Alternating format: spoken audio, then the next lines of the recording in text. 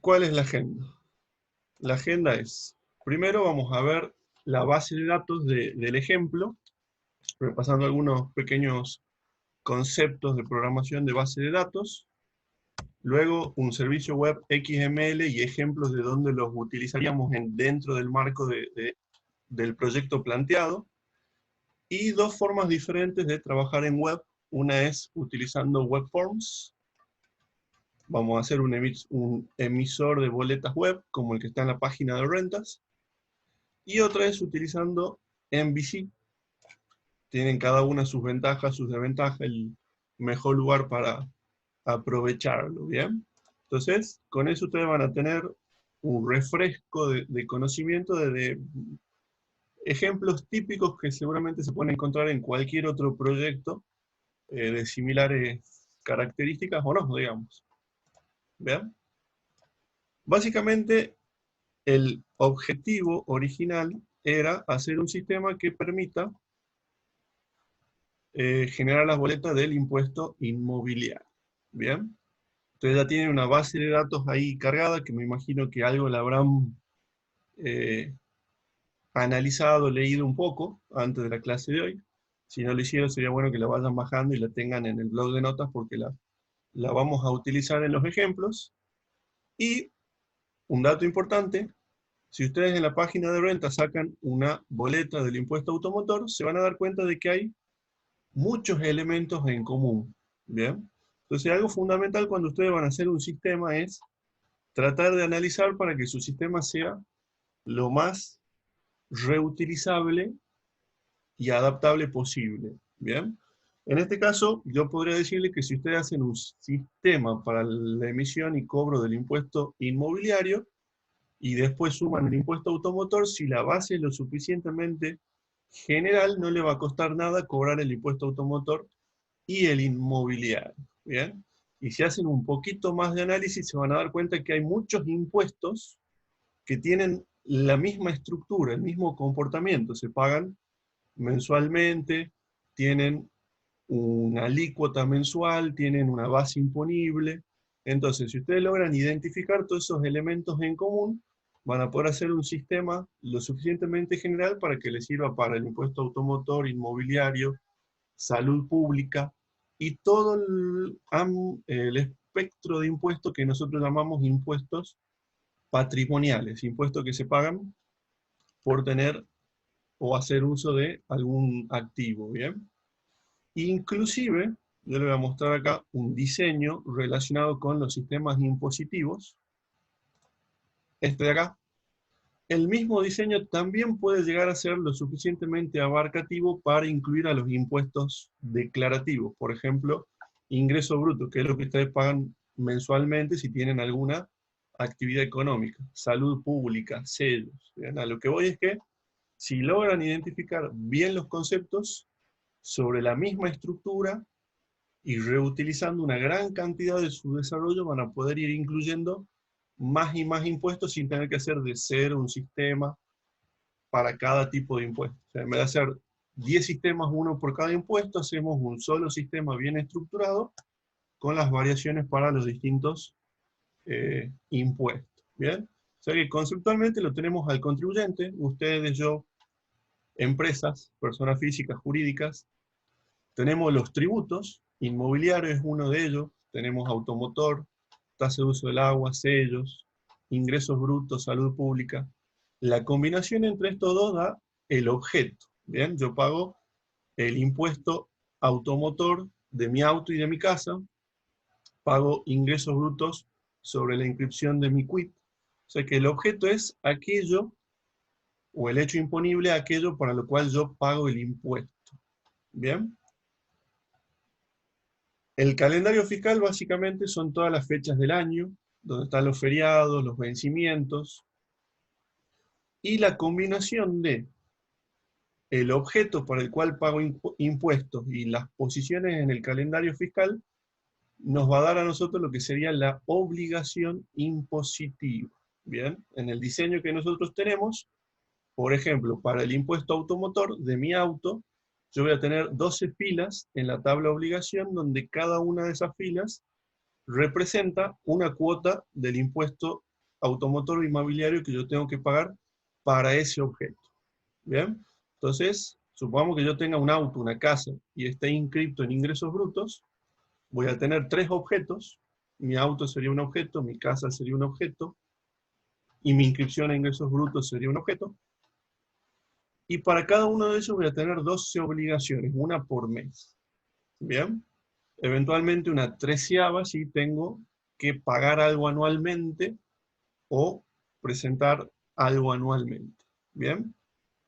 La obligación básicamente tiene un vencimiento, un importe a pagar, y con la obligación nosotros tenemos información relacionada. Por ejemplo, cuando llegan los pagos de automotor, llegan los pagos de inmobiliario, llegan los pagos. Todos esos pagos van a ir vinculados a una obligación. Llega un pago y llega un pago de una obligación determinada. Por ejemplo, llega el pago de enero de mi auto, llega el pago de enero de mi casa. ¿Bien? Cuando el impuesto es declarativo, además de pagos, existen lo que se llaman declaraciones juradas, cuando el contribuyente dice cuánto ganó este mes para que en base a eso se calcule el impuesto a pagar. Entonces, para cada obligación en los impuestos declarativos tenemos, por lo menos, una declaración jurada vinculada o un pago vinculado. ¿Bien?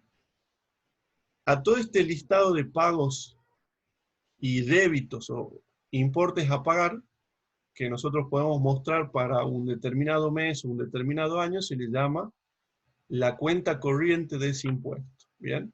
Es lo que nos dan cuando nosotros pedimos un estado de cuenta, que nos dice que para enero teníamos que pagar 100 y pagamos 100, para febrero teníamos que pagar 100 y pagamos 50, porque hicimos un pago parcial, por ejemplo. Entonces la cuenta corriente es ese lugar donde se ve todas las deudas que se van generando para una obligación y todos los pagos que van ingresando para esa obligación. Y el saldo de eso, para que la obligación consideremos que esté pagada, debería dar 0. ¿Bien? Me quería tomar 1 o 2 minutitos para dar este pantallazo general, para poder ubicar sobre este esquema general impositivo para cualquier sistema de cualquier impuesto, ubicar acá las tablas que nosotros tenemos con los datos que nosotros tenemos para nuestro impuesto inmobiliario. ¿Bien? Entonces, van a ver que en el código lo vamos a ejecutar a esto. Para ejecutarlo, ¿qué es lo que vamos a hacer? Si tienen un Visual Studio 2019 o anterior también puede ser, van a crear un nuevo proyecto. Y donde dice tipo de proyecto, ustedes van a usar el buscador para ubicar la plantilla, aplicación web ASP.NET, .NET Framework, en la que voy a utilizar. No confundir con la que es muy parecida, pero dice .NET Core. Vamos a usar aplicación web ASP.NET Framework. Bien. Una vez que ubiquen esa plantilla, acá van a poder ver qué versión del framework están utilizando. Vamos a dejar la que nos ofrece Visual Studio de sugerencia, no voy a cambiar el nombre del proyecto ni nada. Y lo único que voy a crear es un proyecto web vacío. ¿Qué significa vacío? Que no va a tener nada que el Visual Studio me ponga y que todo lo que yo voy a poner en el proyecto va a ser puesto por mí. ¿Bien?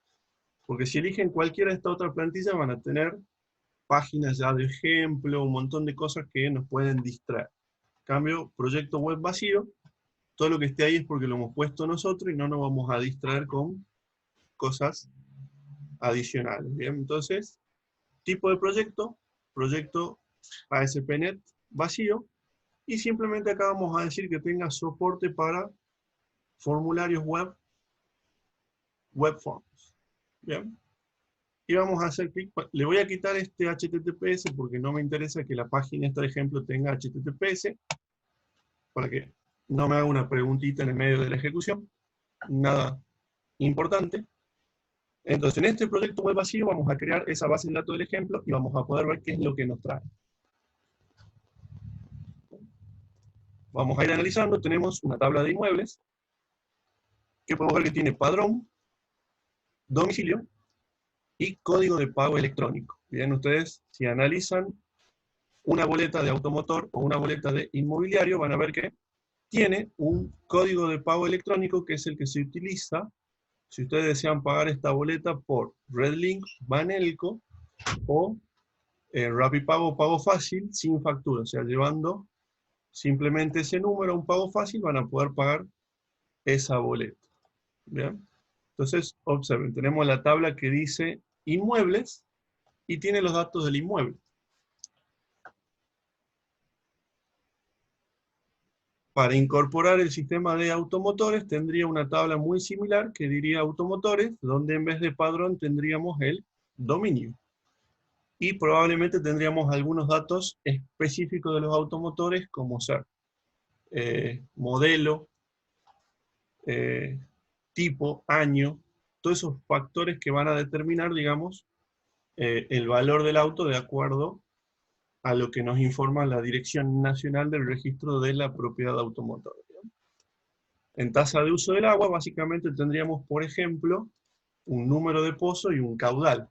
Cuánta agua consume la cervecería Quilmes, por ejemplo, y en base a eso le cobramos el impuesto por hacer uso del agua. Entonces, ¿qué es lo que va a haber en esta tabla? Va a haber objetos.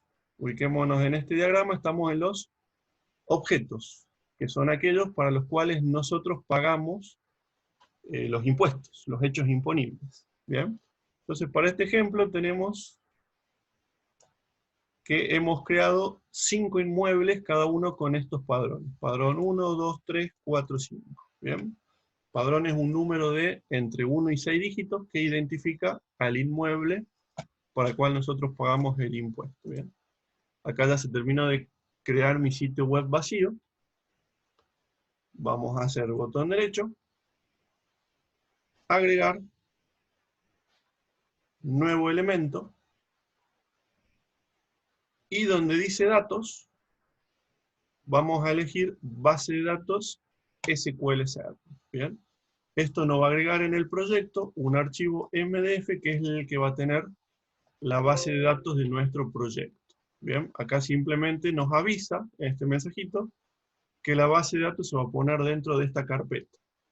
Entonces el deploy es tan simple como copiar el proyecto y ya se ejecuta porque en el proyecto está incluida la base de datos. ¿Bien? Si ustedes no quieren usar base de datos local y tienen un SQL Server instalado, desde el explorador de servidores pueden conectarse al SQL Server que tengan preparado y crear ahí su base de datos o abrir la nube de Microsoft, crear en la nube de Microsoft la base de datos y utilizarla en este proyecto. ¿Bien? Yo voy por lo más simple que es que el proyecto incluya en este archivito la base de datos. Para gestionar esta base de datos, en el explorador de servidores, vamos a abrir la conexión y vamos a hacer botón derecho, nueva consulta. ¿Bien? Al final de la clase me voy a quedar conectado un rato más por si alguno tuvo algún error y quiera que lo veamos. ¿Bien? Entonces vamos a copiar todo este código.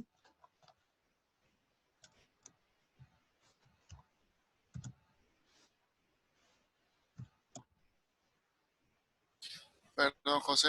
Sí, ¿Sabes qué no le dije a los chicos? Que el archivo ese está en el aula virtual que tiene las sentencias de SQL. ¿Sí? Si ustedes van al aula virtual y van a la sección que dice, a la sección 8, que es de implementación y pruebas, hay un archivito que dice, ¿cómo decía el archivo? No me acuerdo el nombre. SQL boleta bien. web.txt, ese es el archivito. Lo descargan y tienen ahí el contenido que les estaba mostrando el profe que copió y pegó. ¿Sí? Perdón. No, no hay problema. Bueno, entonces seguimos leyendo el código del archivo, así les doy tiempo de que ustedes lo bajen y lo peguen y estemos todos iguales, ¿bien? No hay problema. Entonces, mientras ustedes bajan el archivo, les sigo comentando.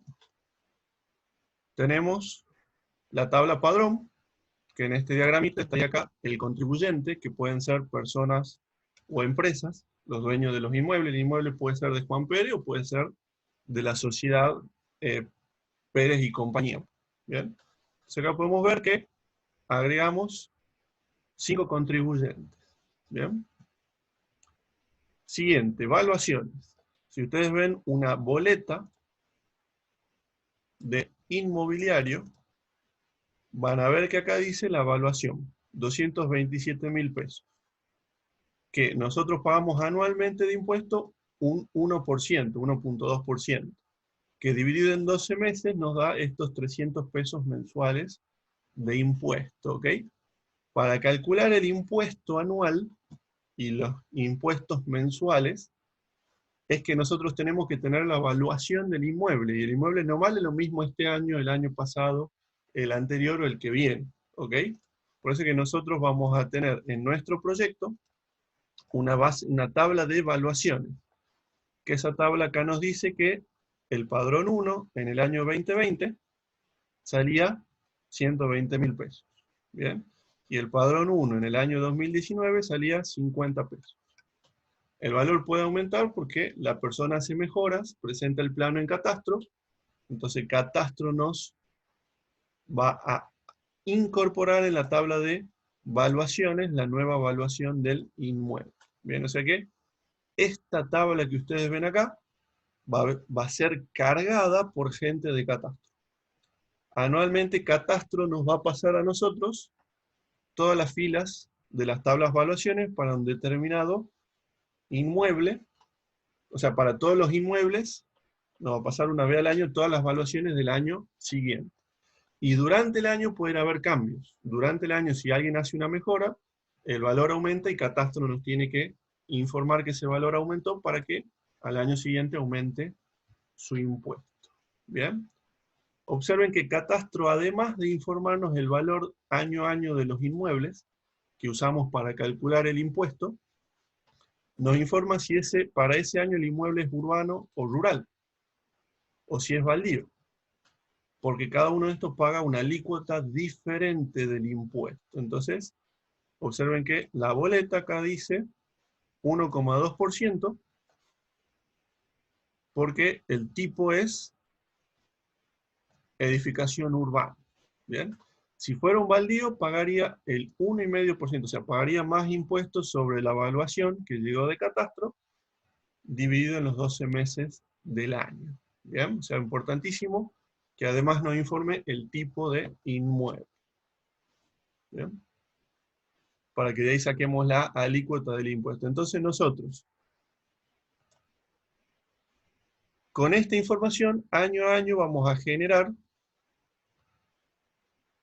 para cada inmueble 12 filas para la tabla objeto, perdón, para la tabla obligación, donde cada fila de la tabla obligación es un mes de impuesto inmobiliario que tiene que pagar una casa, o un mes de impuesto automotor que tiene que pagar un auto. ¿Bien? El objeto es la casa o el auto, y la obligación es la cuota 1, 2, 3, etc. ¿Bien? Todo esto es un fiel reflejo de cómo se modelan los sistemas impositivos, tanto provincial como de otras provincias. ¿Bien? Este diagrama lo saqué de otra provincia que no es Tucumán y se ajusta perfectamente a todos los modelos de sistemas impositivos que utilizamos, digamos. Entonces, en la tabla impuestos, acá tenemos los impuestos que cobramos en esta simulación: automotor, inmobiliario y SISI, comunas rurales. En la tabla de impuestos después podríamos sumar sellos, ingresos brutos, salud pública y otros impuestos que decida cobrar la administración. Y vamos a la tabla de titulares, que también es importante para el sistema este de la emisión de boletas. Bien. La tabla titulares básicamente nos dice que tal padrón de tal impuesto, en este caso inmobiliario, pertenece a tal quit desde tal fecha. ¿Bien?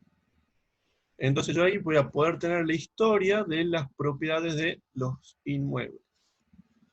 Por ejemplo, 3 años perteneció a Juan. Voy a tener una fila acá que diga desde tal año a tal año perteneció a Juan.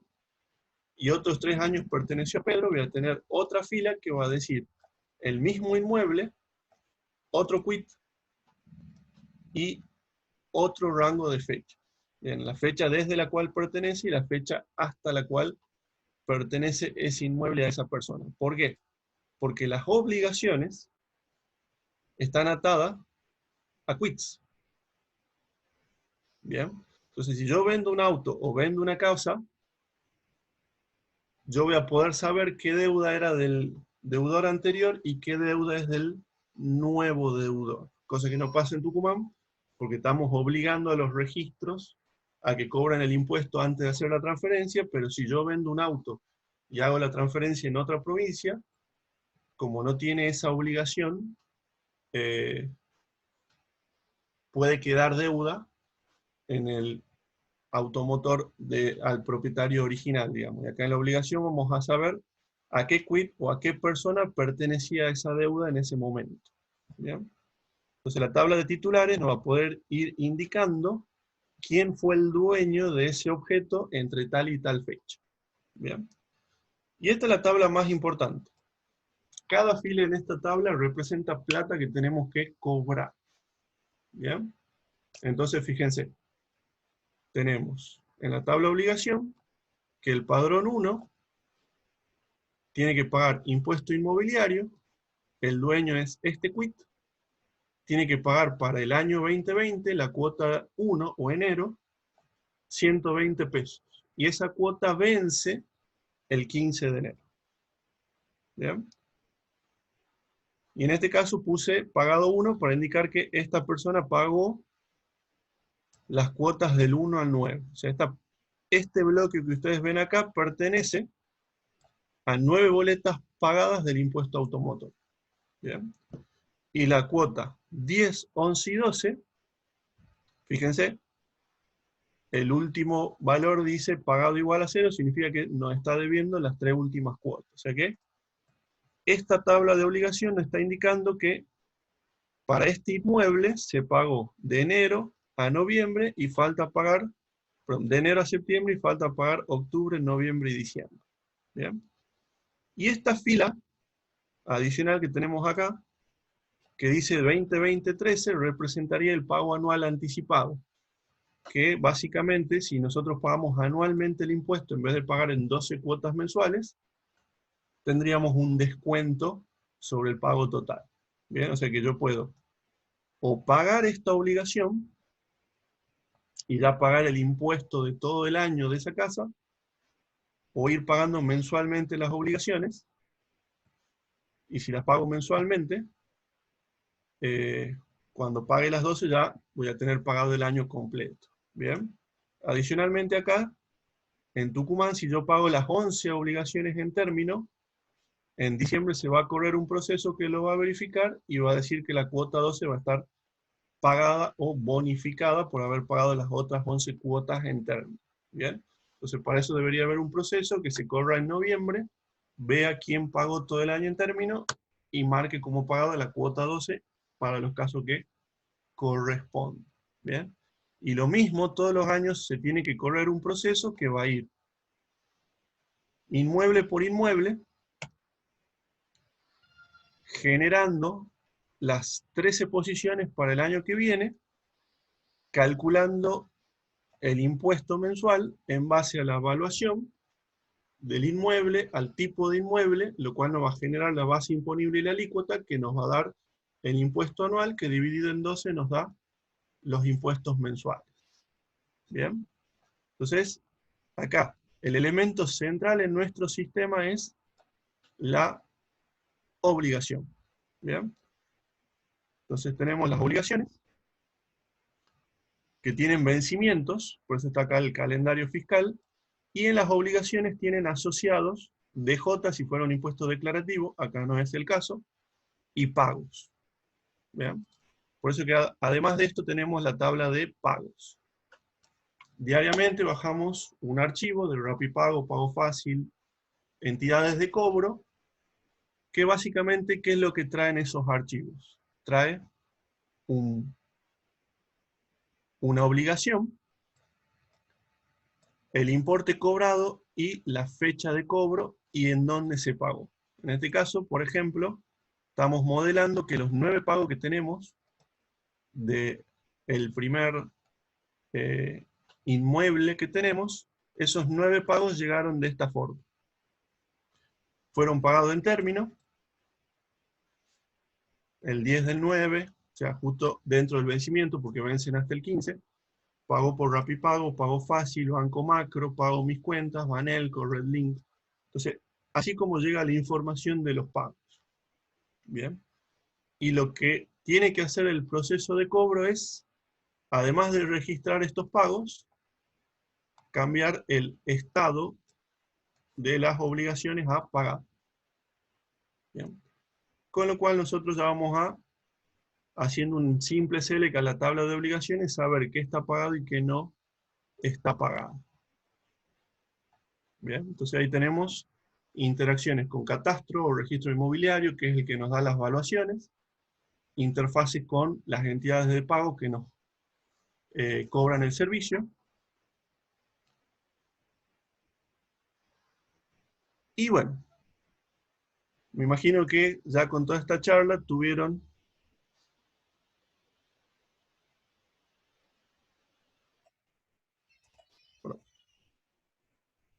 ¿Me escuchan ahí? Hola, Sí, ahí hola. te escucho. Bien. Sí, sí, sí. Sí, sí. Ahí se escucha. Perfecto, entonces me imagino Ahora que sí. tuvieron tiempo necesario para crear un proyecto web vacío, bajar este script, agregar un... que hemos agregado, datos, base de datos SQL Server, y en el explorador de servidores, llegar a botón derecho, nueva consulta, y pegar este texto que tenemos acá, ¿ok? Me imagino que lo hicieron, si no, después lo pueden ver de vuelta al video y hacerlo, y si tienen problemas, al final de la clase, podemos ver los problemas que tuvieron, ¿bien? Voy a ejecutar este proyecto para ver,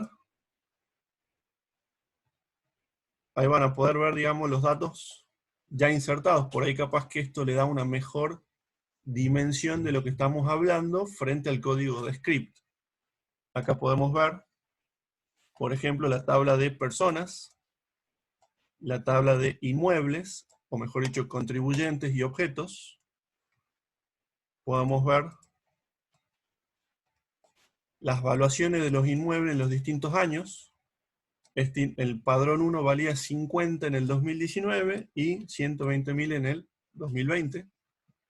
La evaluación en el 2020 va a determinar el impuesto del año 2021.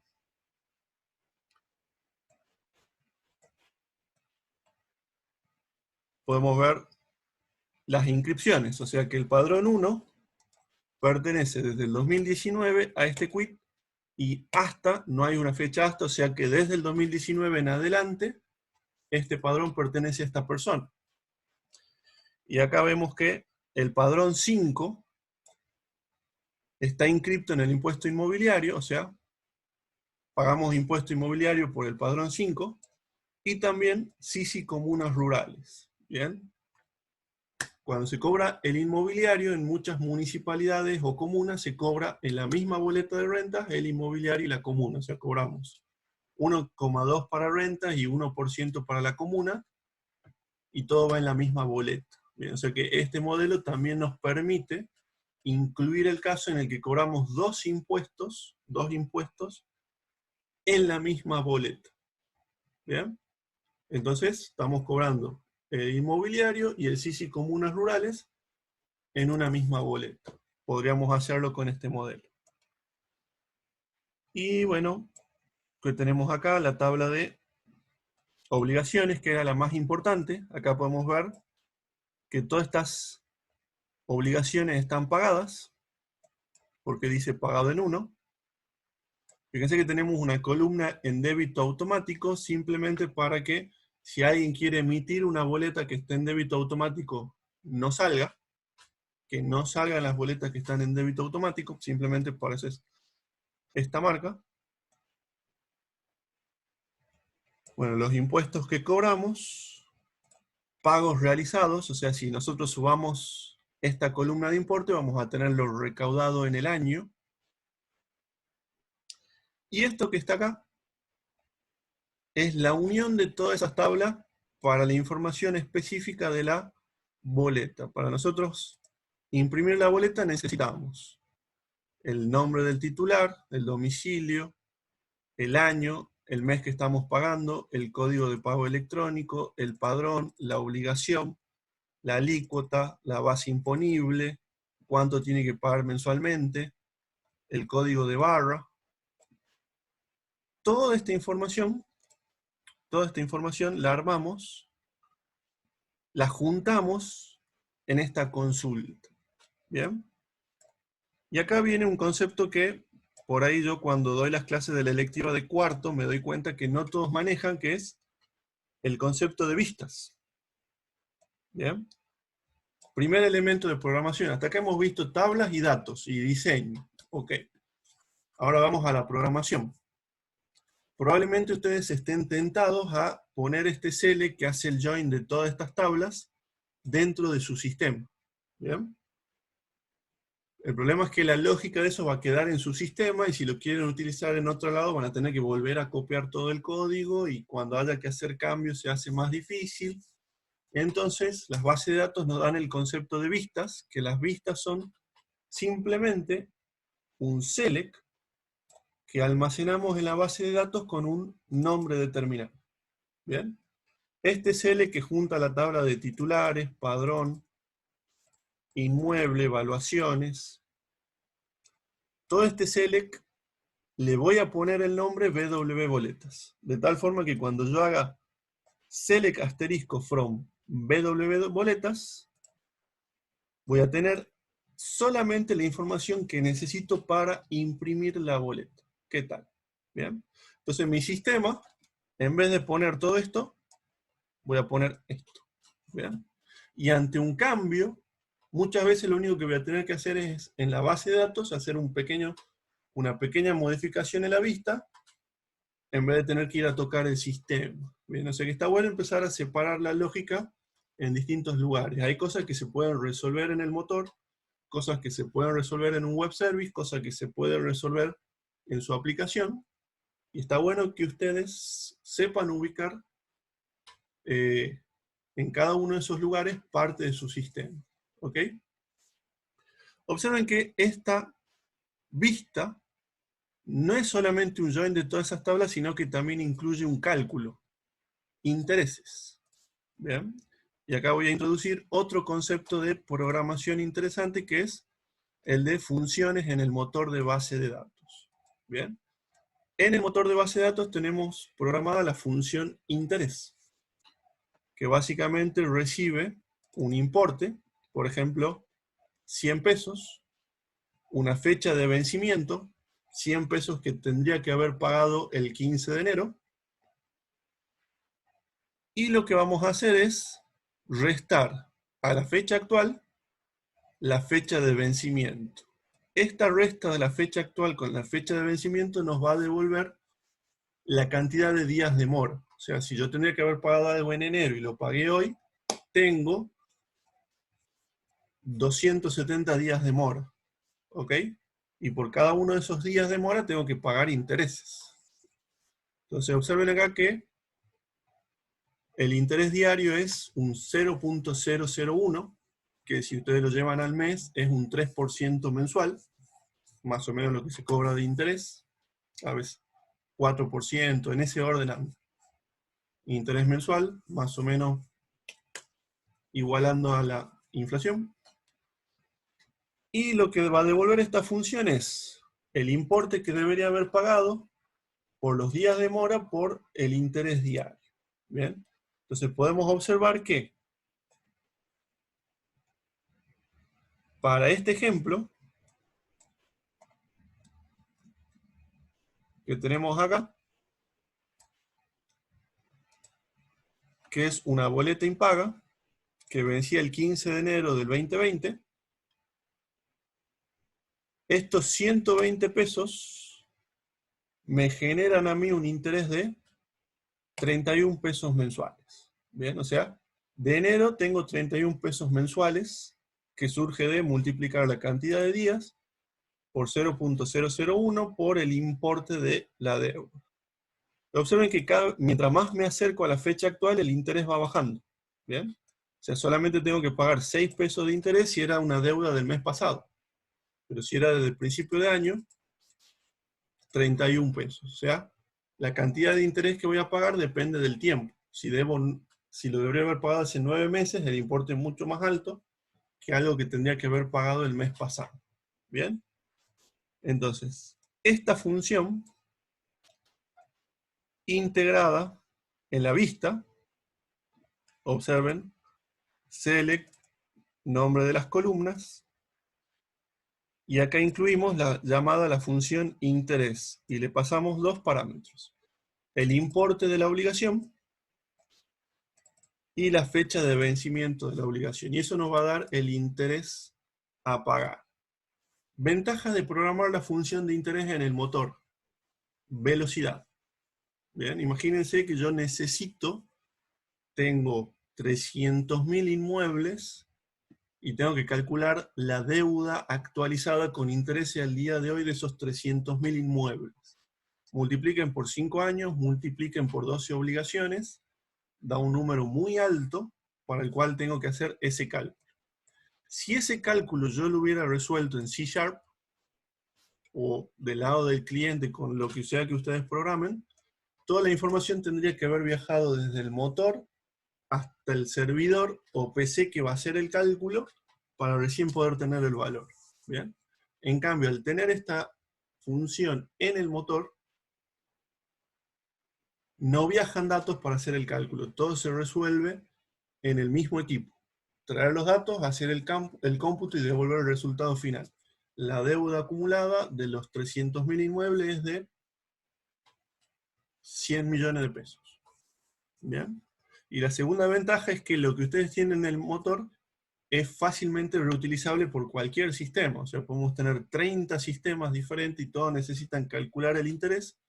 Si el cálculo está en la base, todos usan el mismo cálculo y no tengo que andar copiándolo en los distintos sistemas o haciendo una librería. ¿Lo podría haber hecho el cálculo de interés en un web service? Sí, pero sería lentísimo. Porque tendría toda una sobrecarga de hacer una solicitud, de codificar la respuesta en XML o JSON o lo que sea, que llegue al cliente, la decodifique. Entonces, este es un caso muy claro donde el mejor lugar para hacer el cálculo es el motor de base de datos. ¿Bien? Entonces, si hicimos todo bien,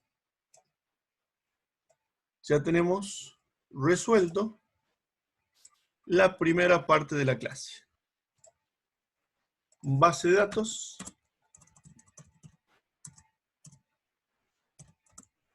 Ok, bien. ¿Cómo vamos con el tiempo? 40 minutos para la primera parte. Bien. En las que siguen más cortito, no se preocupen. Web Service XML. Con dataset para el acceso a la base de datos. Bien. Problema. El registro inmobiliario, para registrar la venta de un inmueble, tiene que ver que no tenga deuda. Lo mismo que el registro automotor.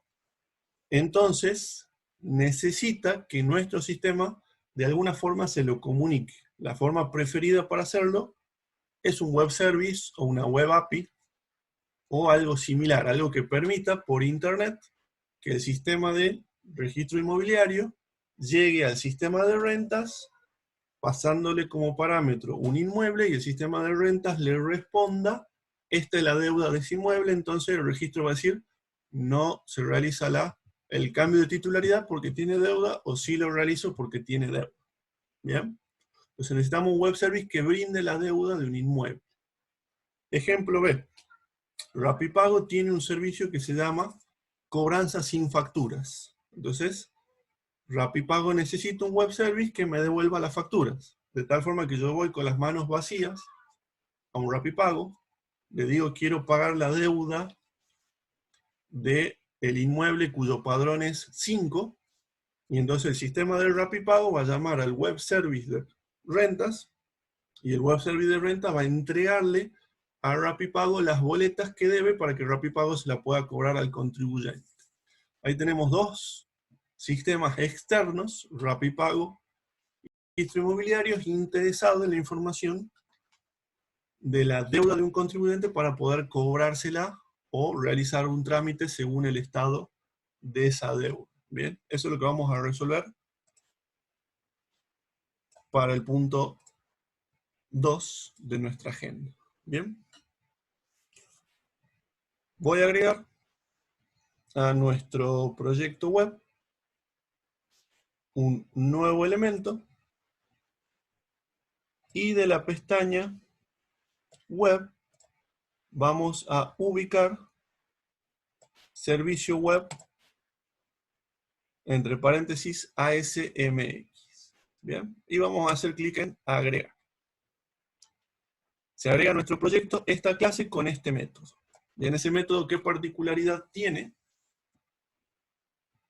Que si esta PC donde yo estoy programando está con una IP pública o conectada a internet, o si subo este proyecto a la nube de Microsoft, de cualquier forma va a poder ser accesible esto desde internet.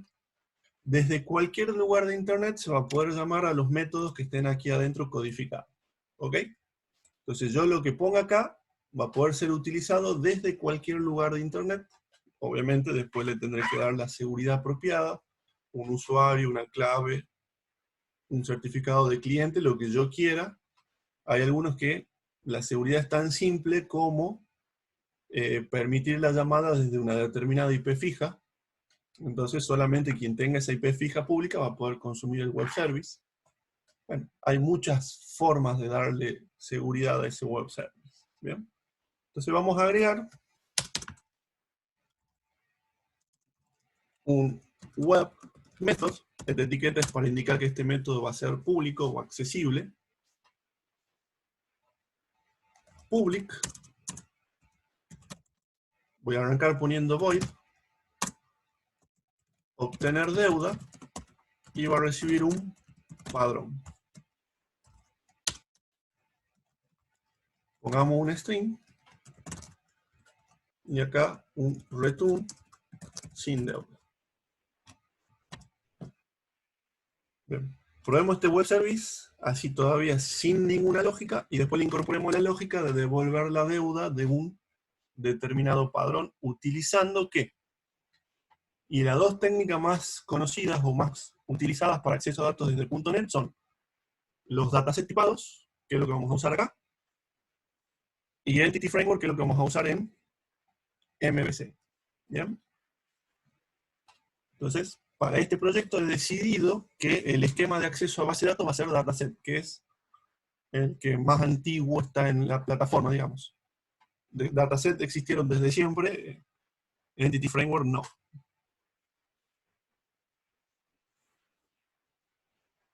Bien, acá lo que está haciendo el Visual Studio es abrir un servidor web que va a correr nuestro servicio web XML. Bien. Acá tenemos el Hello World, que va a devolver hola, y el obtener deuda, que va a pedir un padrón. Y lo único que va a devolver es sin deuda, porque todavía no hace nada. Bien, ya le vamos a programar la lógica.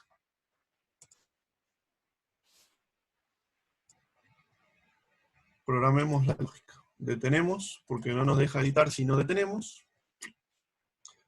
Vamos a agregar al proyecto un nuevo elemento. En la pestaña datos vamos a buscar conjunto de datos, que es la traducción al castellano de datasets. Bueno, le podríamos poner un nombre, pero para evitar la fatiga voy a dejar dataset 1 de nombre.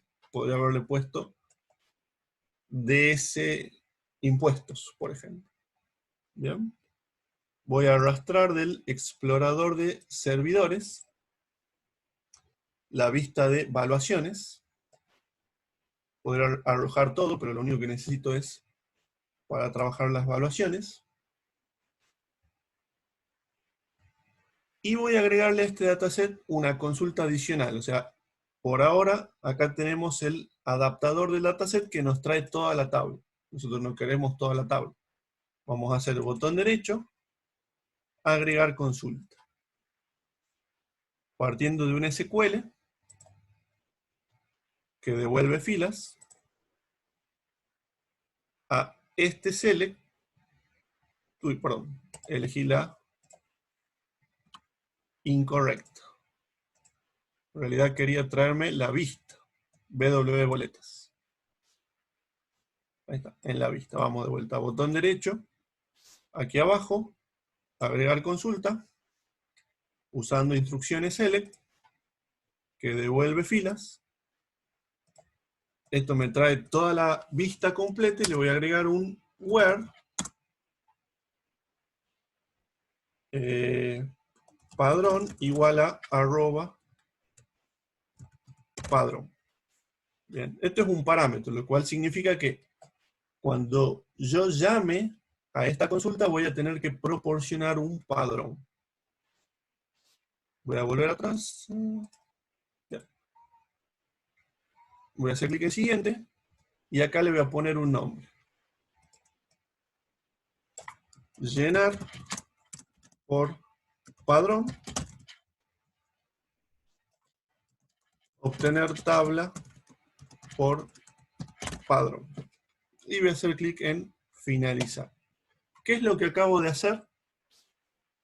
Acabo de agregar un dataset.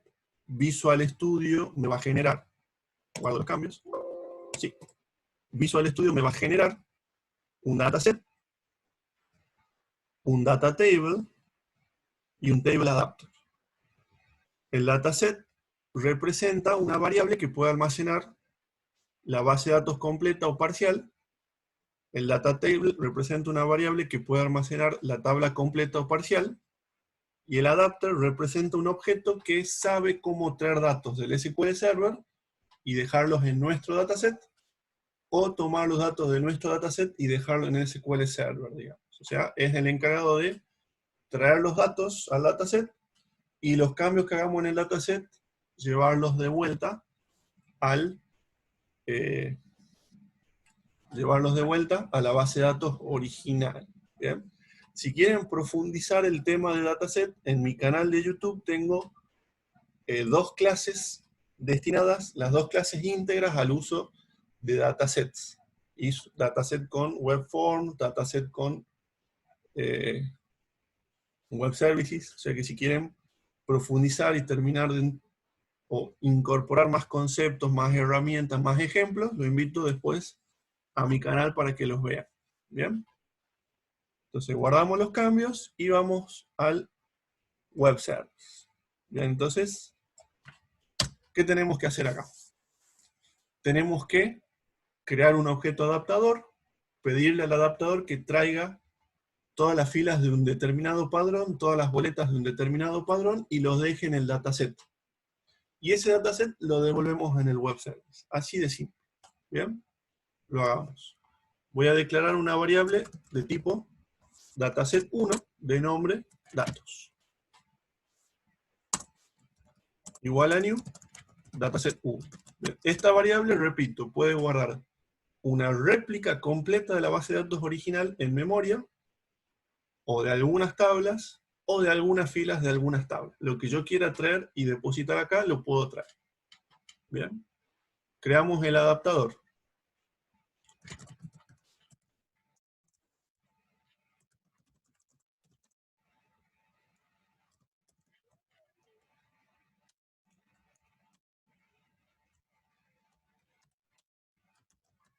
Entonces, este objeto que acabo de instanciar es el que sabe traer datos de SQL Server y depositarlos en el dataset. Bien, observen. Adaptador punto. Y observen que nos despliega IntelliSense. Nos despliega obtener tabla por padrón. Y creo que el otro le habíamos puesto de nombre llenar por padrón. Bien. Cualquiera de los dos métodos me va a traer de la tabla padrón solamente las filas que tengan el número de padrón que yo les voy a proporcionar. Bien. La diferencia es que uno me va a cargar esos datos en el dataset y el otro me va a devolver un data table con esos datos. Prácticamente lo mismo. Bien. Entonces voy a decir llenar por padrón. ¿Qué voy a llenar por padrón? El dataset 1, que se llama datos, punto, BW boletas. Y el padrón que le voy a pasar es el que recibo por parámetro. ¿Bien? Entonces, ¿qué es lo que va a hacer el adaptador? Utilizando llenar por padrón, o sea, el select que tenía el where, que recibía como parámetro el padrón, va a usar ese select, le voy a pasar el padrón que recibo acá, y me va a cargar este data table de este dataset con esos datos. Bien, yo ahora ¿qué podría hacer? Traer más datos.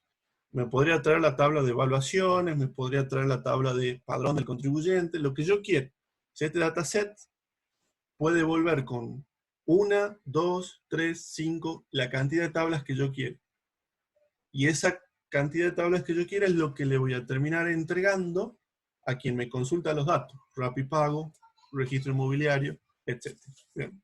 Entonces, esta función, en vez de devolverme un string, ahora me va a devolver un dataset.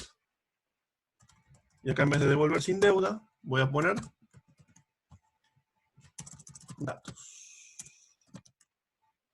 ¿Bien? Y con eso hemos terminado nuestro web service. Probemos.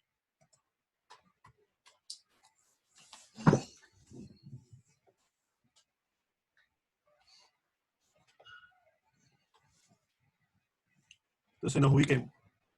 Somos Rapipago. En nuestra terminal viene un contribuyente que dice que quiere pagar la deuda del padrón 2.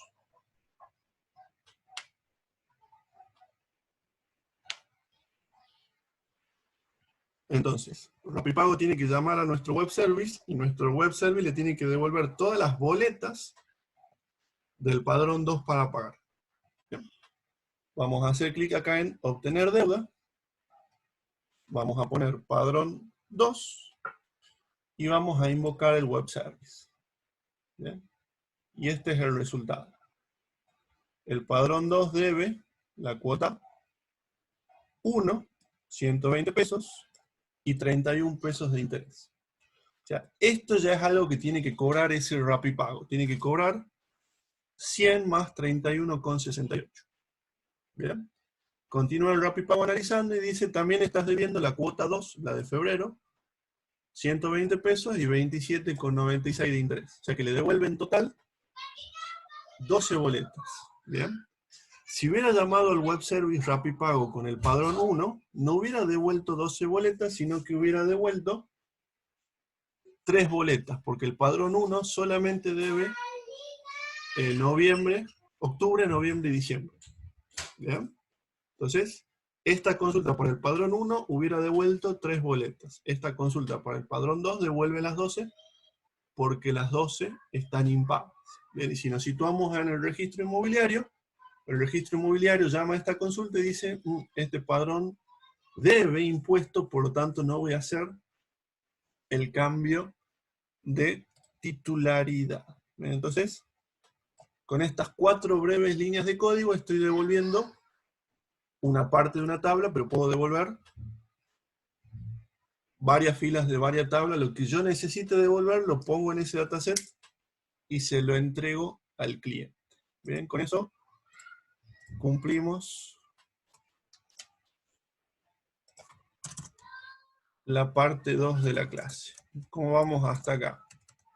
Rápido, lento, los perdí. ¿Quieren ver algo en particular?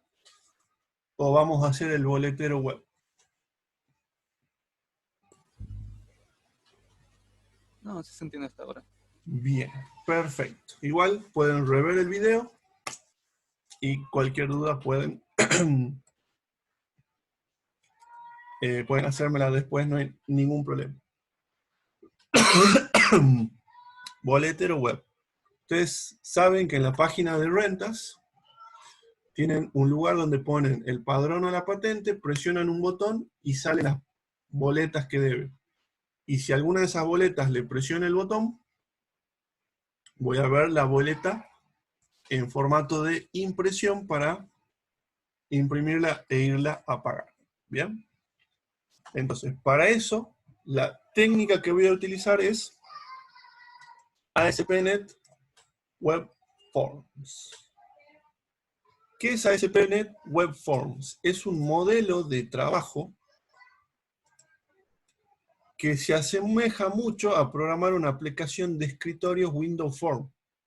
A tal punto que yo, si programo escritorio, puedo hacer web form con muy poquito conocimiento. ¿Bien?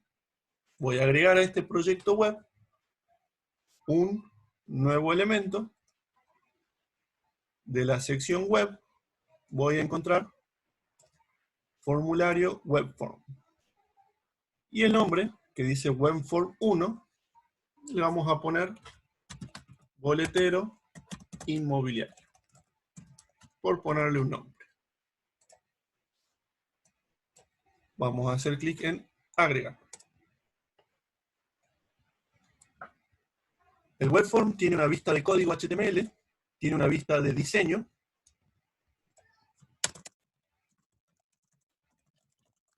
y tiene una vista dividida, donde tenemos código HTML o de presentación y código aquí abajo de diseño. Bien. En el explorador, en el cuadro de herramientas voy a agregar un textbox y un botón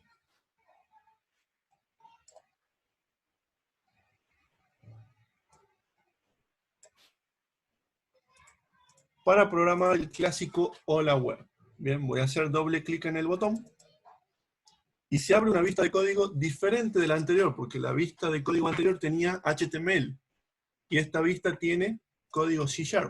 Bien, entonces acá tenemos un modelo web que separa los eventos, como si fuera un controlador, de la vista, que es el que tiene el código HTML. Cuando yo presione el botón, se va a cargar la página, se va a ejecutar el código C# que tengo acá, y el código C# que tengo acá, y se va a renderizar la página al cliente o al navegador cliente. Entonces, el hola mundo de ventanas hecho acá sería así.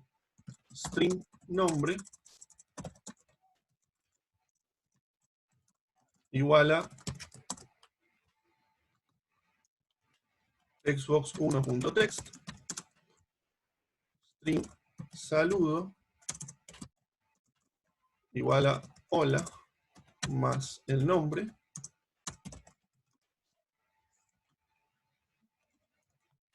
y podemos hacer un response.write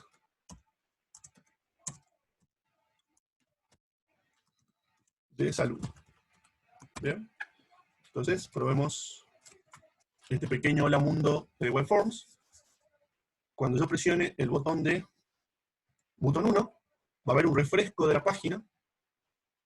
Del lado del servidor se va a ejecutar todo el código C# y se va a generar el HTML que va a llegar al lado del cliente. O sea que acá el navegador tiene HTML puro. Si yo pongo ver código fuente, vamos a ver HTML puro. Nada raro.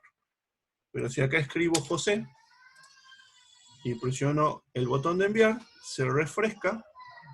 Del lado del servidor se rearma el árbol de objetos, el textbox, el button, se ejecutan o disparan los eventos que cambian el estado de la página web. El árbol resultante se renderiza HTML y se entrega al cliente. Por lo tanto, hacer una página web, web forms, para alguien que nunca hizo web, es algo muy accesible. Tiro componentes visuales, los componentes tienen estado, se manejan con eventos igual que Windows Form. Puedo entrar a tocar algo de HTML si sé, si no sé no toco el HTML. Entonces yo rápidamente, tirando un par de componentes, configurándolo, programando un par de eventos, ya tengo un sistema de gestión que me permite hacer alta, modificación, listado, lo que yo necesite. O sea que la primera ventaja de este modelo es que es rápido, que es simple, ¿bien? Y que para una página web interna o para proveedores está buenísimo. ¿Para qué no está tan bueno esto? Si la página web va a ser accedida por un usuario final en un dispositivo móvil, ¿bien? Porque como todo esto es generación de HTML, no va a ser, no nos va a generar un sitio responsive, va a generar un sitio estructurado clásico tradicional, ¿bien? Entonces es rápido, fácil. Tenemos menos control sobre la presentación, porque cada componente se dibuja a sí mismo. Sí lo usaría para sistemas de gestión internos, que van a ser accedidos por PCs, navegadores PCs. No lo usaría para una página web corporativa como la página de Coca-Cola, la página de aerolíneas, para comprar pasaje, porque ahí es donde me interesaría mucho que sea responsive y yo tener control sobre la vista generada. ¿Bien? Entonces, eso es donde usamos Webform y donde usamos MVC. En mi opinión. Obviamente ustedes pueden tener la suya. Bien. Con este conocimiento vamos a hacer el boletero. Voy a poner la vista de diseño. Acá voy a poner ingresa el padrón. Este botón de buscar lo vamos a poner un poquito más arriba.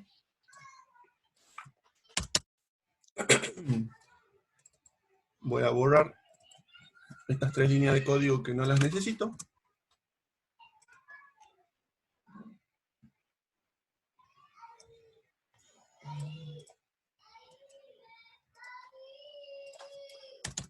Y bueno, vamos a poner acá. Lo primero que nos sale al poner el padrón son las boletas para imprimir. ¿Bien? Voy a agregar del cuadro de herramientas un Grid View. ¿Bien? Acá donde dice formato automático, le podríamos dar algo de color si ustedes quieren.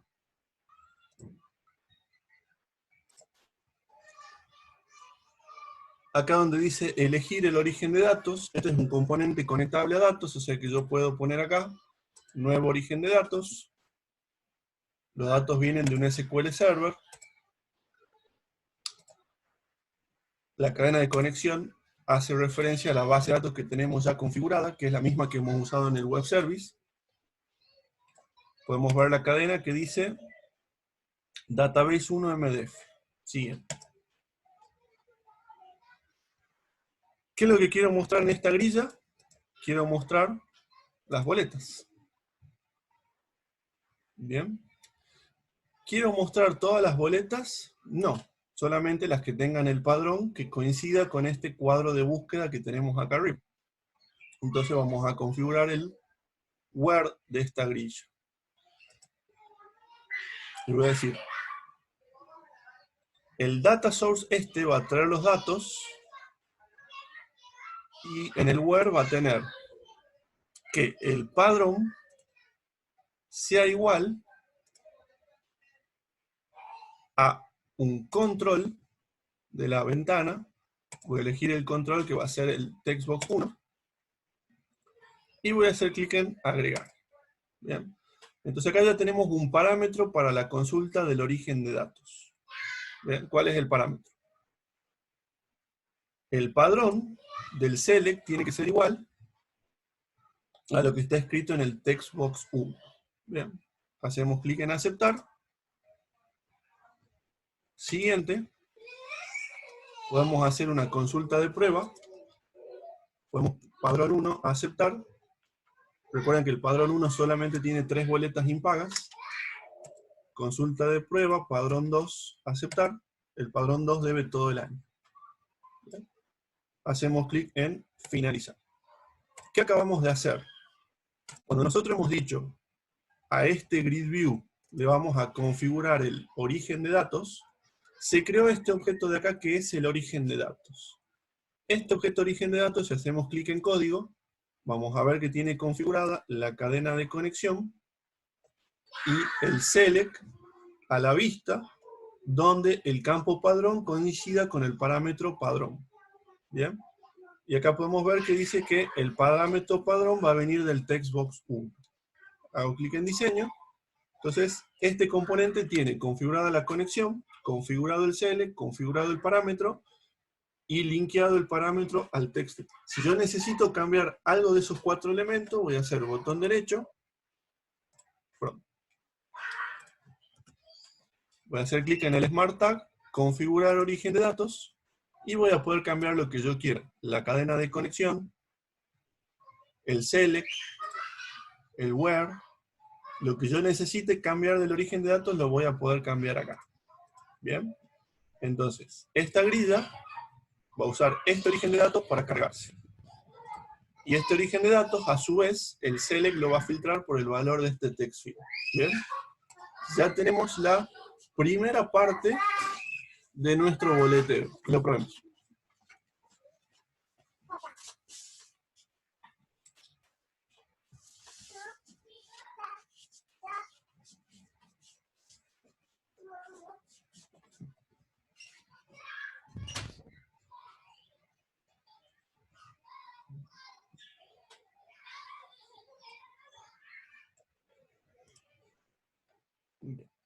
Entonces, página vacía porque no hay nada cargado en el text field. Entramos a la página y decimos quiero las boletas del padrón 1. Apretamos el botón. Y estas son las boletas del padrón 1. Bien. El 15 del 10 vence esta boleta. Si pasamos del 15 del 10 ya va a tener intereses. El 11 vence esta boleta, el 12 vence esta boleta. Bien. Hagámosla.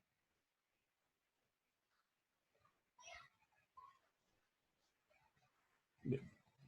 Hagamos la segunda parte del boletero. ¿Cuál sería la segunda parte? Que al presionar un botón pueda ver los datos solo de esa boleta. Bien, esa es la segunda parte del boletero. Ver los datos solo de esa boleta, que es la que yo necesitaría imprimir. Bien. Voy a hacer clic en la grilla. Editar columnas. Y acá nosotros, desde este editar columnas, le podemos agregar más columnas a la grilla. ¿Bien? Específicamente lo que nosotros le queremos ahora agregar a la grilla es un hipervínculo que diga imprimir. Que al hacer clic vayamos a otra página. ¿Bien? Entonces vamos a buscar de este listado un campo hyperlink y lo vamos a agregar. Bien, entonces ahora nuestra grilla tiene todas estas columnas más el campo hyperlink. Bien, ese hipervínculo va a tener como texto la palabra imprimir.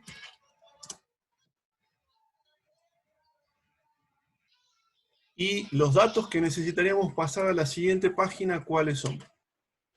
Necesitaríamos pasar el padrón, el periodo y la cuota.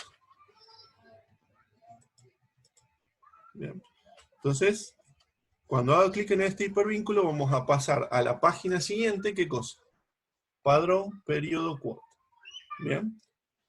¿Cómo vamos a indicar el formato de ese hipervínculo? Con el campo de abajo. Cuando hagamos clic en este hipervínculo, queremos abrir la página llamada imprimir.aspx, signo de pregunta, padrón igual, llave 0 llave, ampersand, periodo igual, llave 1 llave, ampersand, cuota, igual, llave 2 llave. Bien. Guardamos los cambios. Entonces, acabamos de agregar el botón del hipervínculo, ponerle como texto la palabra imprimir, como datos, las columnas padrón,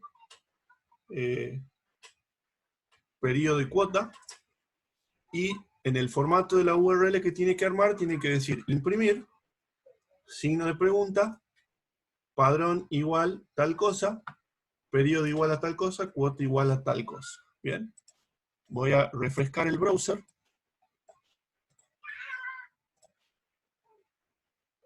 Y acá vemos el botón de imprimir. Si ustedes pasan el mouse por el botón de imprimir, observen la URL que se arma. Pueden ver abajo en el navegador qué dice.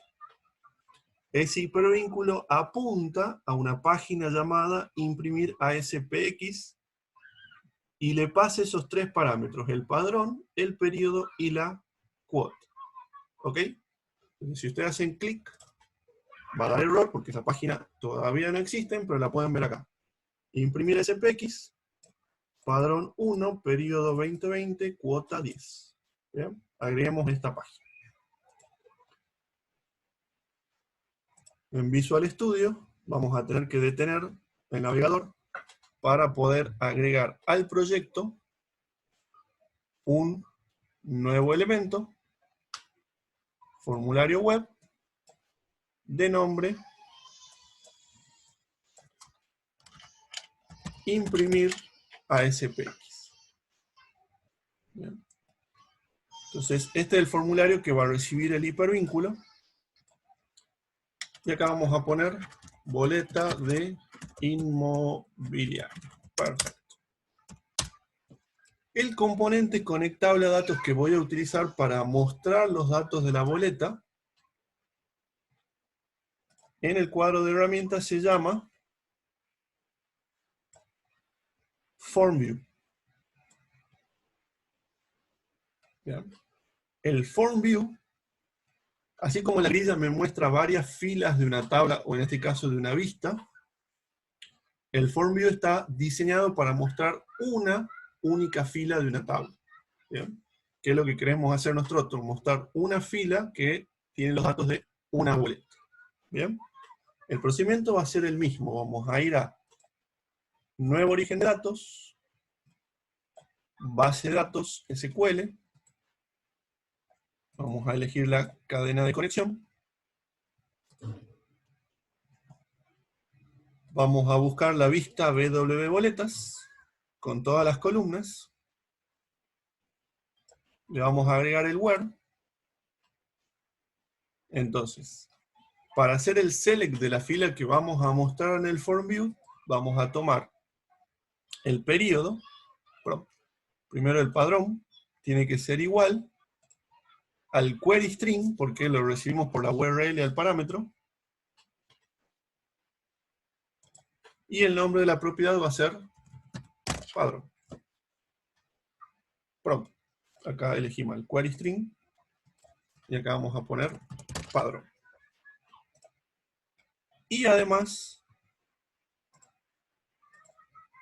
el periodo tiene que ser igual al query string, periodo, que lo recibimos por la URL, y además la cuota tiene que ser igual al query string cuota. Y hacemos clic en agregar. Aceptamos. Y veamos cómo queda el select. Traer todas las boletas que tengan cierto padrón, cierto periodo y cierta cuota. O sea, eso nos debería devolver una fila que es la que vamos a mostrar en nuestro FormView. Bien, la podemos probar. Consulta de prueba. Supongamos para el padrón 2, periodo 5, el periodo es el año, periodo 2020, cuota número 5, veamos qué nos devuelve. Estos serían los datos para la boleta de junio. Bien, como vencí en junio, estamos en octubre, ya tenemos 17 pesos de interés para pagar. Bien. Finalizamos. Y no hace falta parar, ya así como está, ya vamos a poder... perdón, no estaba ejecutando, ejecutamos. Entonces, este aspecto que tiene el FormView es totalmente editable, para que nosotros le demos la forma que nosotros queramos, poner los elementos en cierta disposición. O sea que es una plantilla totalmente editable fácilmente para que tenga el aspecto que ustedes quieran darle.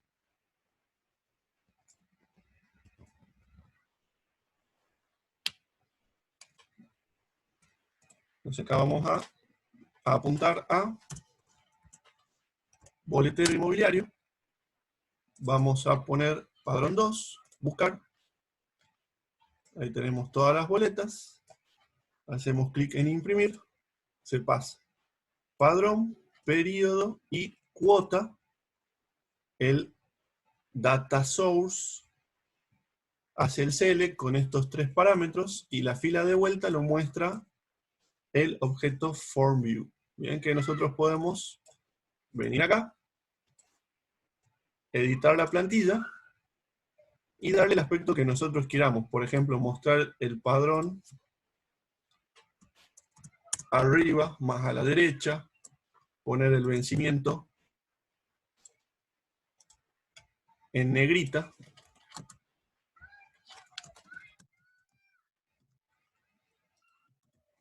Entonces, esta plantilla es completa y absolutamente modificable para que tenga el aspecto que ustedes quieran. Esa es la ventaja del FormView. Entonces, yo ahora cuando haga clic en actualizar, voy a ver que tenemos impuesto inmobiliario, padrón 2, el número de quit, periodo cuota, vencimiento en negrita, y así podemos darle la forma de boleta, hacer el dibujito, agregarle un botón que diga imprimir, que llame al JavaScript para imprimir la página actual. Yo simplemente para terminar este ejemplo, le voy a sumar esta paginita web, que lo que hace es, ustedes abren esta página web,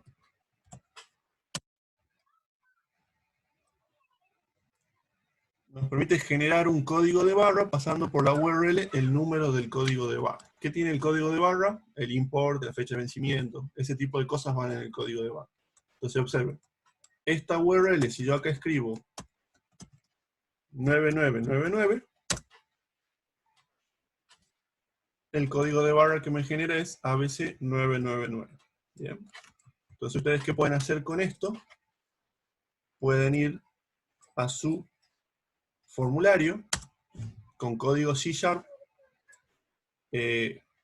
ponerle un objeto IMG sSource y va a mostrar el código de barra. Yo voy a poner uno fijo, como para que vean a qué me refiero, y quedaría como inquietud para ustedes que ese valor fijo sea dinámico para que ustedes le pongan el código de barra que ustedes quieran para cada una de las boletas, o que ustedes diseñen para sus boletas. ¿Bien? Entonces voy a buscar un objeto, imagen, voy a hacer clic en código,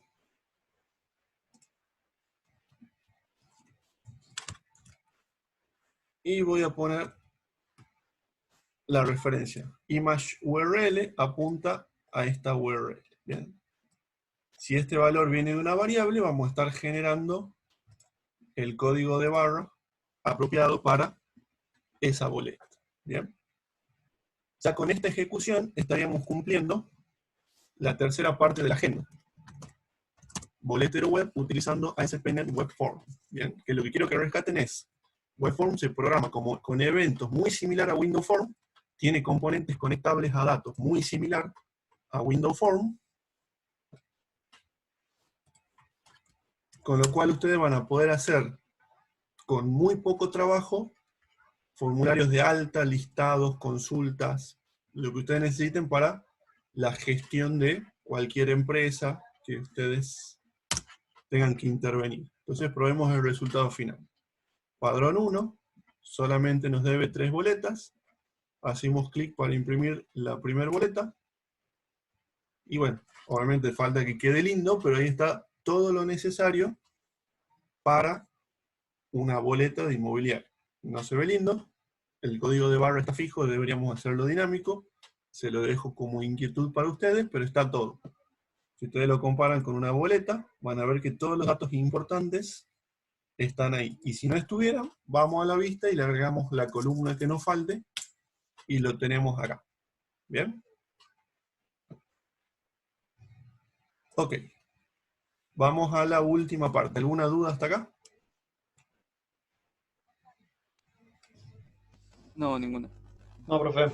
No, profe, todo bien. Bien. Nos quedan 30 minutitos para ver esta parte de la gestión con MVC y trabajar con Entity Framework. Observen que hemos hecho acceso a datos con dataset, acceso a datos con componentes conectables a datos, y ahora vamos con acceso a datos utilizando Entity Framework.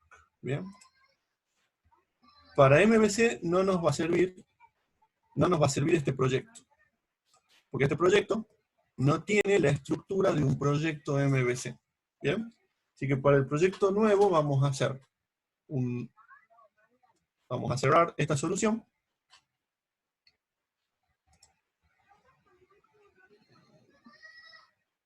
Y vamos a hacer una nueva solución. Crear proyecto. Vamos a hacer lo mismo que recién, aplicación web ASP.NET. Veamos la versión del framework. Está bien, 472. Pueden ponerle un nombre si quieren al proyecto. Yo lo dejo por defecto. Sitio web vacío para que todo lo que esté lo hayan agregado ustedes y no le agregue Visual Studio nada que a ustedes no les interese agregar. Acá donde dice referencias, bueno, este proyecto va a tener MVC y quizá Web API. Yo no voy a usar Web API ahora porque ya no me queda más tiempo, pero sí va a tener MVC. ¿Bien?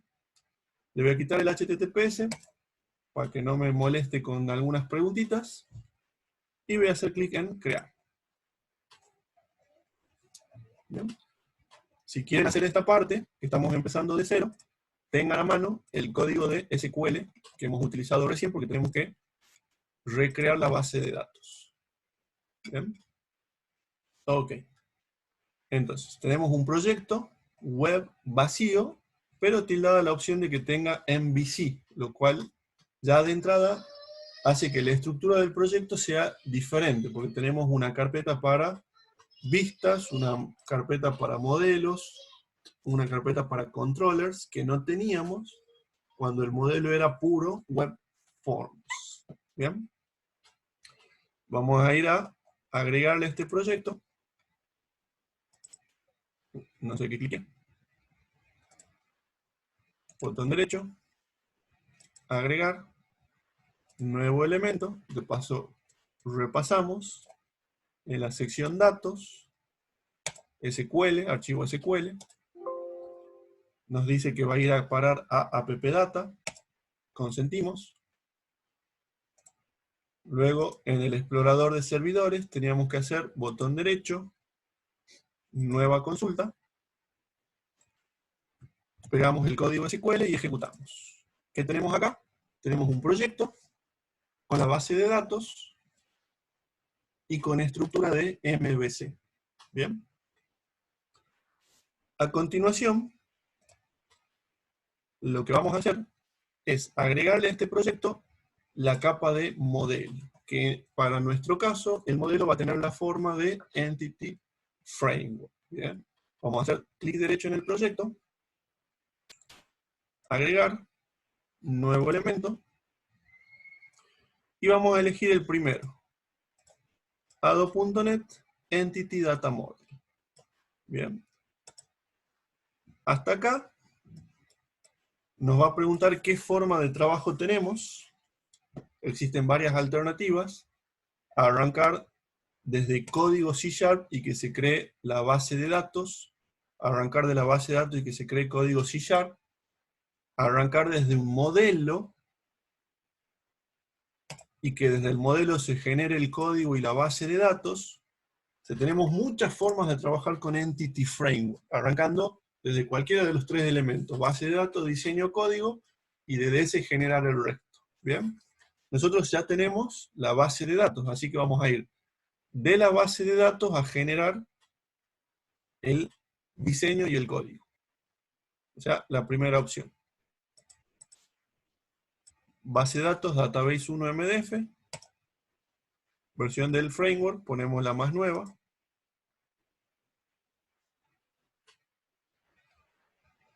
Vamos a agregar todas las tablas y las vistas. Y acá tenemos una opción si queremos que las tablas en Entity Framework tengan nombres en plural o en singular. ¿Bien?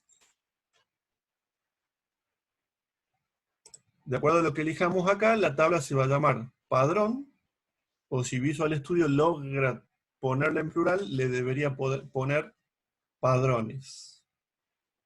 ¿Bien? Voy a hacer clic en finalizar. Y esto ya nos genera el modelo. O sea, se genera la clase padrón, la clase objeto, la clase obligación, la clase titulares, todas las clases necesarias para trabajar con Entity Framework. ¿Bien? Bueno, nos da una advertencia de seguridad. Aceptamos, porque sabemos que lo que estamos haciendo no es riesgoso. Bueno, en la otra máquina donde probé no me aparecía esa advertencia, así que puede aparecer o no. En esta apareció. No mostrar este mensaje y aceptamos.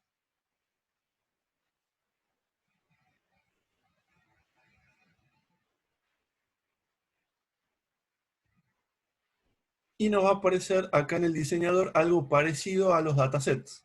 Vieron que en el dataset nos aparecía todo. Si hubiéramos arrojado en el dataset todas las tablas, nos hubiera aparecido un diagrama de base de datos con todas las tablas y todas las relaciones entre las tablas. Porque tenemos foreign keys o claves foráneas. Bien. Entonces acá podemos ver también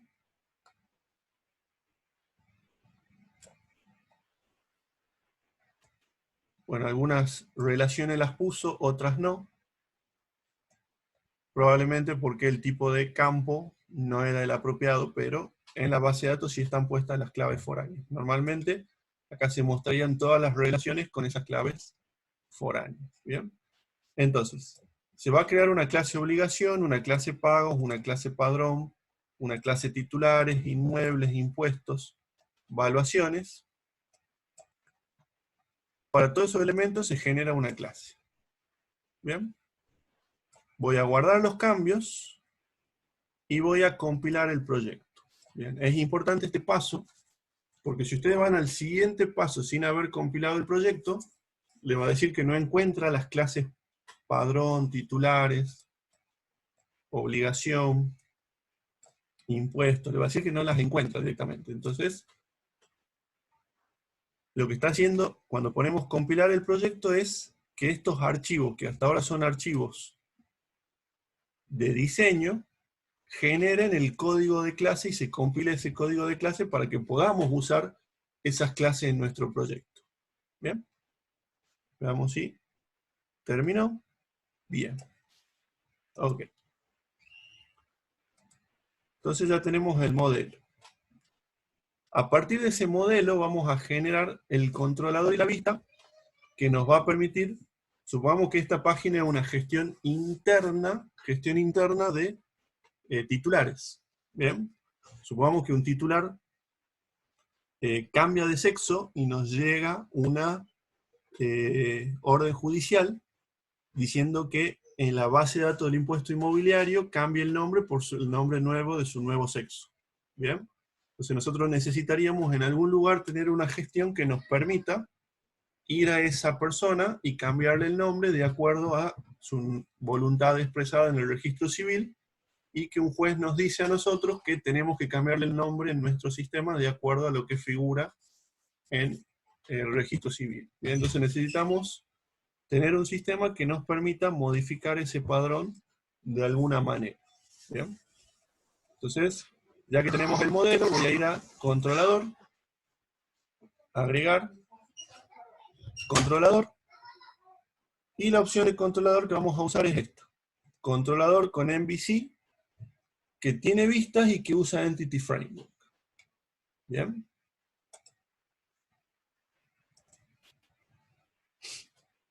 Clase de modelo. Esto no le va a aparecer si no compilaron la aplicación. Tenemos la clase impuestos, inmuebles, obligación, padrón, pagos. Entonces vamos a ir con la tabla de padrón, porque queremos tener un sistema que nos permita cambiarle el nombre a nuestros contribuyentes. ¿Bien?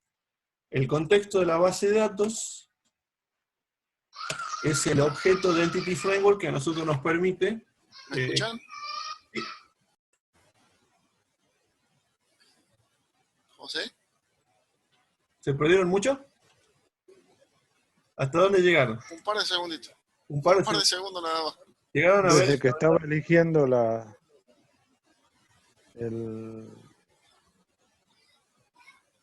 el último elemento agregado, cuando le estaba por dar a agregar, ahí se quedó.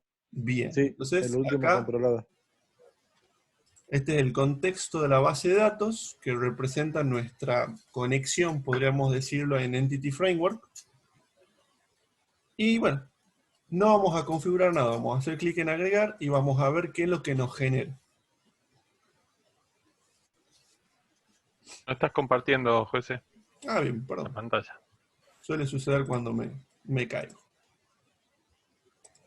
Entonces lo único que hice fue apretar el botón agregar que le comentaba a su compañero, nada más que eso. No se preocupen que lo voy a volver a hacer con otra entidad.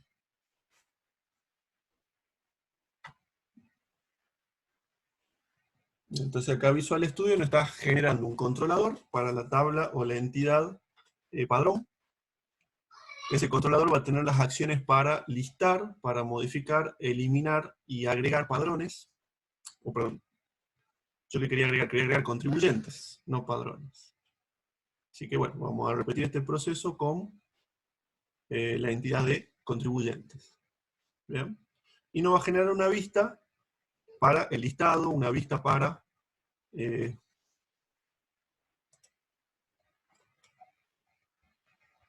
editar, para eliminar, para dar de alta o para visualizar un determinado padrón. ¿Bien? Bueno, yo en realidad no quería hacer esta gestión de padrones, sino que lo que yo quería era una gestión de contribuyentes donde pueda cambiarle el nombre si llega un oficio judicial pidiendo que le cambiemos el nombre a un contribuyente. Así que aprovechamos para volver a pasar por este circuito. Botón derecho, agregar, nuevo elemento, perdón, no era acá, botón derecho,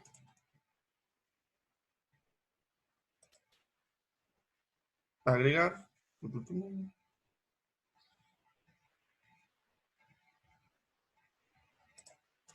si era botón derecho, perdón, en la carpeta controles, agregar, controlador, el botón derecho en la carpeta controllers, agregar controlador, de vuelta MVC 5 con vistas que usan Entity Framework, esta vez la que yo quería hacer desde un principio, mi mente me traicionó, era la de, perdón, sí era padrón, padrón de contribuyente, está bien, pero bueno, ya que estamos acá de vuelta, pasemos por la gestión de impuestos para agregar nuevos impuestos al sistema.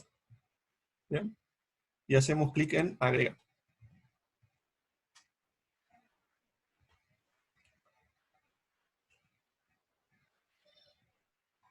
Bien. Entonces tenemos ya dos controladores en nuestro sistema, el controlador de impuestos y el controlador de padrón. Bien. Entonces, cuando nosotros hagamos un request a la página llamada padrón, nos va a recibir esta acción que va a, utilizando Entity Framework, obtener una lista de los padrones y le va a pasar esa lista de los padrones a la vista para que la vista lo renderice de esta forma. La vista va a recorrer ese array list y para cada elemento del array list va a mostrar el valor del campo impuesto. En realidad queríamos ver la vista del padrón. Para cada elemento del array list va a mostrar el quit y la razón social,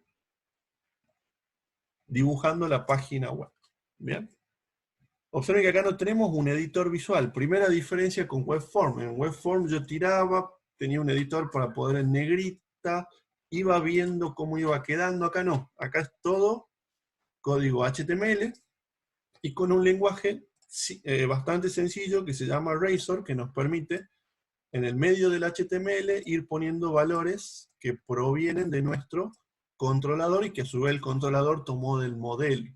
¿Bien? Entonces este lenguaje, que es bastante simple, bastante chiquitito, conocido como Razor, nos va a permitir a nosotros plantear las vistas con el HTML y en el medio los valores que obtenemos del controlador.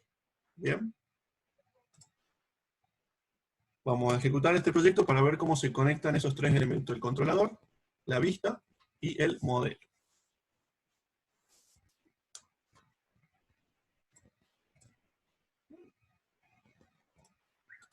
José, perdón un segundito.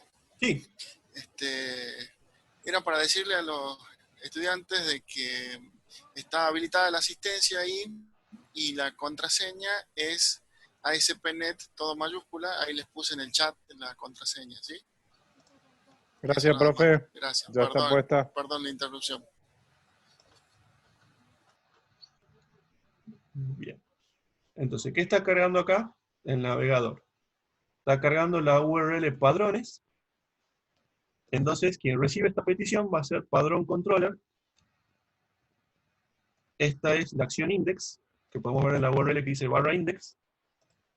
Trae del modelo el listado de padrones y se lo pasa a la vista. La vista va a recorrer ese array list de padrones y va a ir mostrando con HTML el quit, la razón social, y un hipervínculo que diga editar, eliminar y ver detalle. Bien, eso es lo que va a armar esta vista. Y el resultado final es esto que ven acá. Bien. Eso es el resultado de que el controlador, mediante Entity Framework, trajo el array list de padrones, se lo pasó a la vista lo recorrió con el for each y armó este bloque, y esta parte del encabezado y esta del pie está en una plantilla general que a su vez es incluida por todas las vistas del proyecto. Entonces, nosotros podemos ir a esa vista general y ponerle un nombre que aparezca en todas las páginas web al proyecto si queremos. Bien. La clase de hoy es más que nada sobre MVC, o sea, no me voy a entrar en detalles de diseño, no voy a entrar en CSS ni HTML. Entonces observen qué es lo que va a pasar acá. Si ustedes hacen clic en el botón de delete, observen la URL que se forma abajo a la izquierda. Barra padrones, barra delete, barra 1. ¿Bien? Entonces, en padrón controllers, vamos a ver que tenemos una acción que dice padrones, create, padrones, edit, padrones delete, y está el número que queremos eliminar. ¿Bien? Está hecho en dos fases. O sea, hay dos acciones padrones delete. Una acción padrones delete get y una acciones padrones delete post. ¿Bien? Cuando nosotros hacemos clic en el delete ahora, la acción que se va a ejecutar es get. ¿Bien? Entonces, padrones delete get, ¿qué es lo que hace? Usando Entity Framework, obtiene el objeto padrón de la base de datos, y si lo encuentra, se lo pasa a la vista, que se llama delete, le pasa ese objeto padrón con ese quit y esa razón social. Entonces la vista que se va a mostrar acá es la vista delete. Que la vista delete lo que va a hacer es mostrar un mensaje que diga: ¿estás seguro que desea borrar este elemento? Nos va a mostrar el quit y la razón social.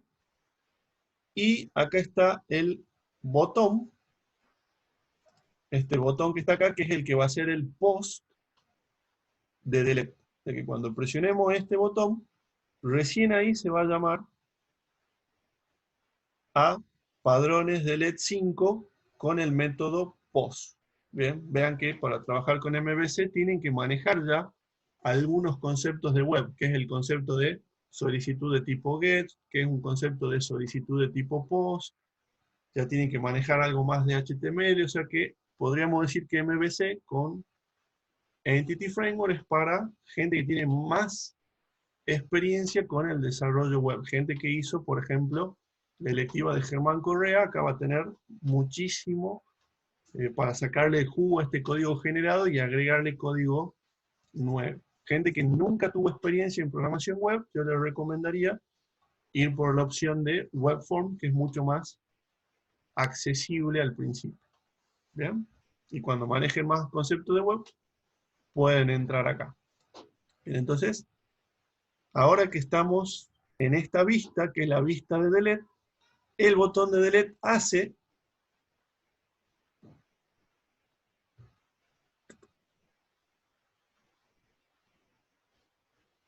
y no me va a dejar borrarlo, y está bien que no me deje borrarlo, ya le explico por qué, pero si me hubiera dejado borrarlo, ahí estamos haciendo el post de delete con el valor 5, y ahí va a buscar ese padrón, y usando Entity Framework lo va a remover al padrón del contexto de Entity Framework y va a guardar los cambios. Esto lo que haría, si hubiera tenido éxito, hubiera sido eliminar ese padrón. ¿Por qué no me dejó eliminar este padrón? Porque este padrón tiene asociado inmuebles. O sea que primero tendría que borrar los inmuebles para recién permitir borrar el padrón. Eso porque en la base de datos nosotros pusimos foreign key. Bien, entonces no puedo borrar un dato si tiene un dato vinculado. O sea, no puedo borrar un inmueble si tiene deuda generada. Tengo que borrar primero la deuda generada para recién borrar el inmueble. Eso es lo que me cuida el motor de base de datos. Bien, así que está bien que haya dado error acá. Si hubiera agregado uno nuevo, que no tenga inmuebles vinculados, a ese sí me hubiera dejado eliminar. Bien, entonces, para redondear, creo un proyecto SPNet, agrego la base de datos, ejecuto el script, agrego el ado.net Entity Data Model, elijo todas las tablas de mi base de datos, y ya tengo el modelo de MVC. Bien. Voy a Controllers, botón derecho, agregar controlador, elijo controlador de MVC con vistas que usan Entity Framework, elijo para qué modelo quiero generar el controlador y la vista, por ejemplo, pagos, para cargar los pagos manualmente, y me va a generar 5 vistas y un controlador. ¿Bien? La vista para listado, la vista para visualización de una fila, la vista para edición, la vista para eliminación. Esas son las vistas que nos va a crear para cada uno de las entidades. ¿Bien? Y el controlador, básicamente, siempre hace lo mismo. Recibe la solicitud, utiliza el modelo para traer los datos y se los pasa a la vista, que en este caso la vista que se mostraría sería en la carpeta pagos, la vista index, que tiene el mismo nombre del método, y esta vista recibiría lo que le devuelve el controlador, en este caso el array list de los pagos. ¿Bien? Lo que hace la vista es simplemente visualizar esa información y generar lo que vería el usuario final con los botones para hacer una edición, para ver esa fila en detalle o para eliminar. ¿Bien? O sea, acá ustedes deberían profundizar en dos conceptos. Entity Framework, para poder hacer controladores a mano sin que les genere el asistente. O sea, acá el controlador se lo generó el asistente, pero ustedes pueden hacer sus controladores a mano si manejan Entity Framework.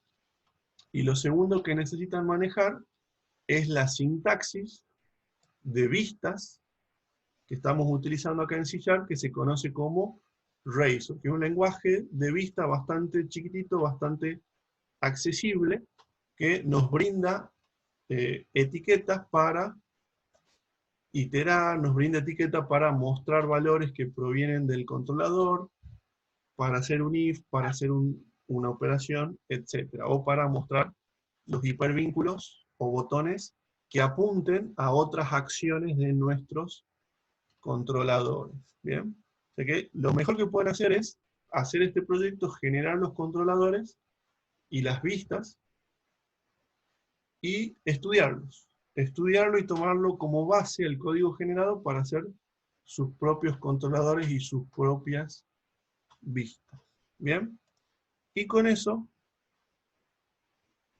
cubrimos la agenda más o menos en el tiempo que teníamos destinado. ¿Bien?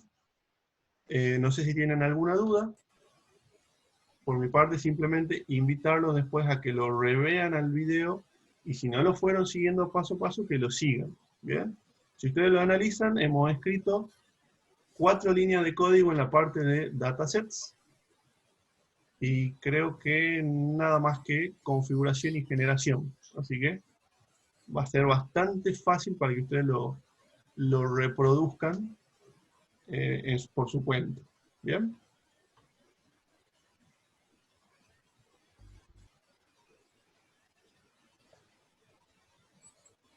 Muy bien. ¿Alguno de los chicos tiene alguna consulta para el profe? Profe, el canal de YouTube nos va a pasar por el chat. Ustedes ponen UTN-FRT Profe José y ahí sale. Igualmente en el mensaje que les mandé por el foro, les puse el hipervínculo del canal del profe también. Así que bueno, tienen ahí el acceso también en el mensajito que les dejé del foro.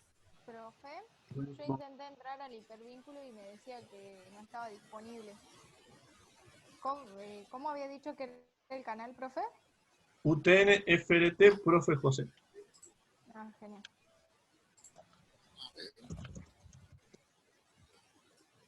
O capaz que justo en el momento en el que yo intenté entrar ya no se podía y ahora se puede, no sé.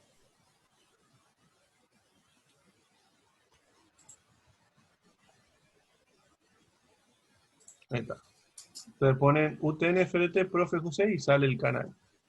Tienen 2 listas, una de Java, por las dudas quieran hacer en Java el proyecto final, y tienen otra lista que es en .NET, que es lo que vimos acá básicamente. Y bueno, más en detalle quizá la parte de dataset, la parte de MVC. La parte de MVC, aparte del ejemplo que vimos hoy, el miércoles en clase también vamos a ver MVC, lo voy a ir subiendo a los nuevos capítulos, digamos. Porque todavía no lo desarrollé esto en electivo. ¿Bien? Cuando veamos el electivo MVC también lo voy a subir acá. Lo que sí desarrollé en la electiva es muy en detalle la parte de datasets y acceso a base de datos, o sea que sí le va a servir mucho esa parte a ustedes. Y también en buen desarrollo sobre los web services. Buenísimo, profe, muchas gracias. No, por favor. Y cualquier duda que tengan, me imagino que la mayoría ya me tiene agendado, pero para los que no me tienen agendado,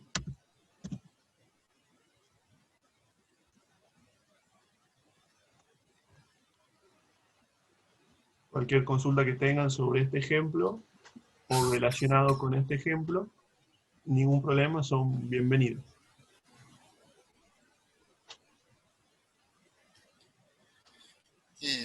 Bueno, muy bien. Antes que todo, muchísimas gracias, José. Excelente la exposición. Muchísimos ejemplos y súper didáctica. ¿Sí? La verdad, muy bueno. ¿Sí? Muchísimas gracias. Y bueno, más que nada el agradecimiento de parte de la cátedra, ¿sí? por destinar un poco de tu tiempo, ¿sí? para colaborarnos en esta etapa de que estamos refrescando los conocimientos de los estudiantes para el práctico que tienen que hacer sobre su proyecto. ¿Sí?